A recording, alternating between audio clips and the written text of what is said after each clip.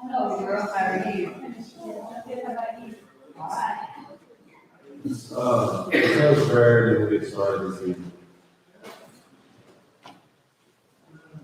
Heavenly Father, we come before you this evening. Thank you so much for allowing us this time to know that we get together and study and push your word. And we thank you for our focus and our intent to come and carve out some time here to week to study this portion of your word. And we pray that we'll blot out the worldly things from our minds and we'll focus on this and focus on making ourselves better from it. We pray that we'll take it out to the world and expand your kingdom. We thank you so much for your son Jesus, for sending him down on our behalf. It's in his name we pray. Amen. So we're in Galatians chapter 3. And I know we touched on some of this last time, but we're gonna start in verse 16 and go down through most of the rest of the chapter, but we'll start there in 16 and I think we talked on some of this, but I want to kind of reiterate some of that. So here we are in Galatians 3, and we're kind of talking through the first part of chapter 3, justification by faith. Basically, still this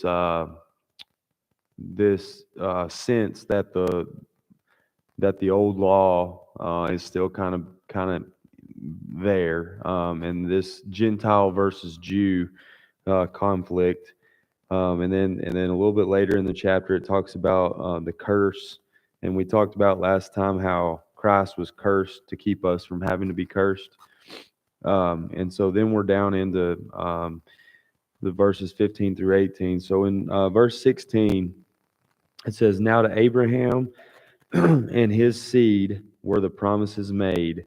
He does not say, and to seeds as of many, but as of one, and to your seed, who is Christ."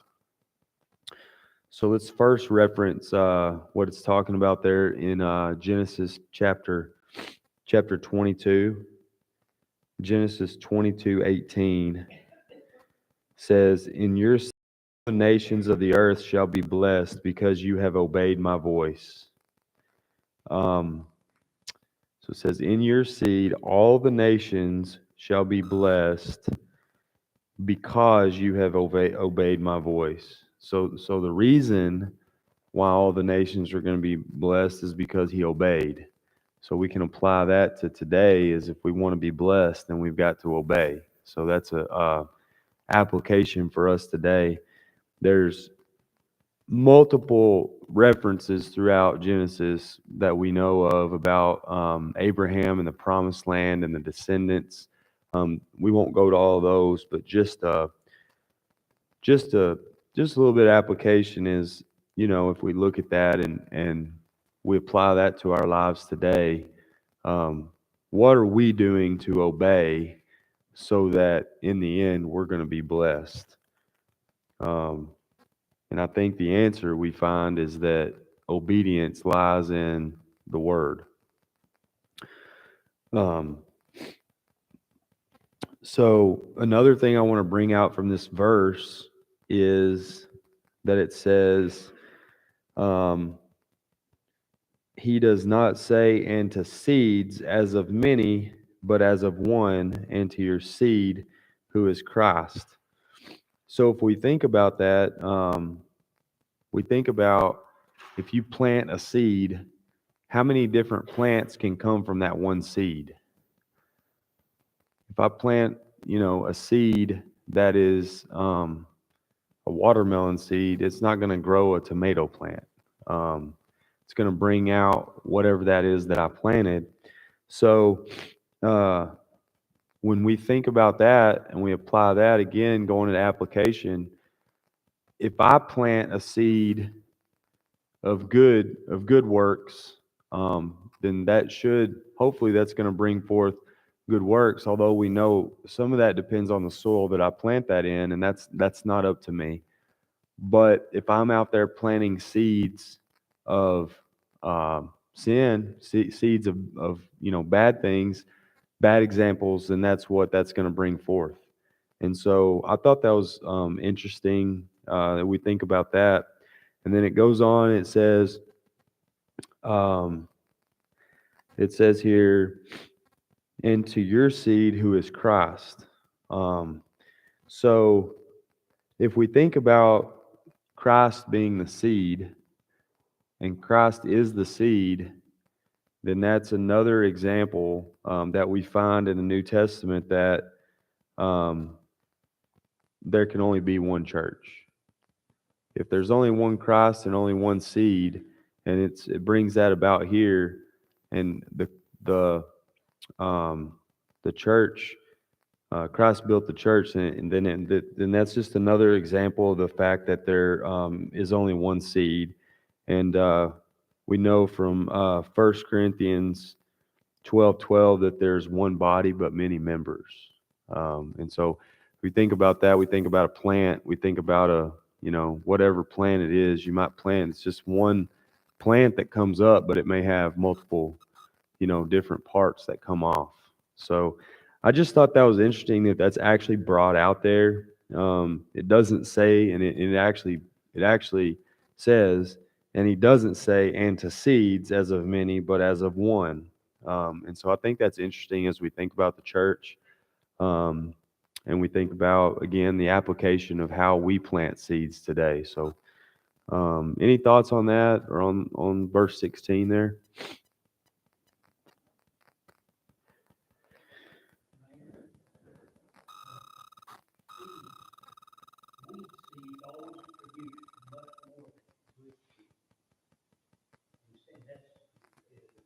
Picturesque of the denominational world here in Blind.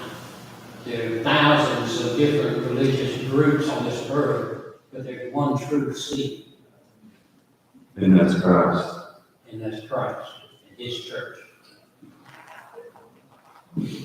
Other thoughts or comments? Okay, let's get into verse 17 and following then. 17, and this I say that the law, which was 430 years later, cannot annul the covenant that was confirmed before by God in Christ, that it should make the promise of no effect. If we go to Romans, let's turn over to Romans chapter 4. And then you might keep your finger there. We're going to come back there in a minute. But Romans chapter 4, and for now we're just going to verse 13. For the promise that he would be the heir of the world was not to Abraham or to his seed through the law, but through the righteousness of faith. So think about that at the end of that verse there, the righteousness of faith. So, I don't know, I thought that was interesting when I read that, righteousness of faith. So that's another verse there that we see where faith is an action, because it's carried out, it is righteousness, so it's an action. It's not just something that exists out there. There is righteousness in faith. That's the right thing to do. That's the way that we should go. So I thought that was interesting. But we talk about the promise. The promise is not only to Abraham, but it is everyone can be the heir through the righteousness of faith. And then if we we'll come back to Romans 4, keep your hand there, but let's go down in verse 18. For if the inheritance is of the law, it is no longer a promise, but God gave it to Abraham by promise.